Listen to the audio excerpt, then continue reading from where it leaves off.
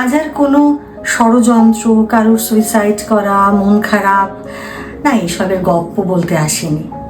আচ্ছা, আমরা কখনো যে কোনো সম্পর্কের পরিণতি নিয়ে ভেবেছি? কখনো যত সময় এগোয় তত যে কোনো একটা সম্পর্ক কি রূপ নেয় সেটা কখনো ভেবে দেখেছি?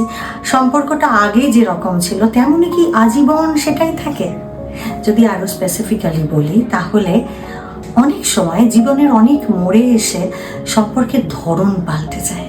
ধরুন কোনো একটা সম্পর্ক একেবারে খাদে এসে দাঁড়িয়েছে, সেই সম্পর্কটা কি তাহলে সেখানে শেষ হয়ে গেল, নাকি সেখান থেকে এমন একটা মোড় নিল যে সম্পর্কের অন্য আর একটা আলো ফুটে বেরোলো? আসলে সম্পর্কগুলো যখন খুব জটিল হয়ে যায় তখন এই প্রশ্নগুলো আসে। তখন দেখা যায় সময়ের সঙ্গে সঙ্গে সম্পর্কগুলো আরেকটু অন্যরকমভাবে সহজ পথে এগোচ্ছে।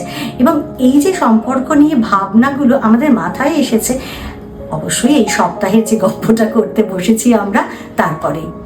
ভাবুন, 1877 সালে জন্ম নিয়েছেন এমন একজন সাহিত্যিক এই গল্পটি লিখেছেন। তিনি সেই সময় কতটা স্বাধীন এবং কতটা আধুনিক ছিলেন যে আজকে সেই সম্পর্কের ইকুয়েশনগুলো, সমীকরণ আমরা 2026-এ এসেও আমাদের ভাবাচ্ছে।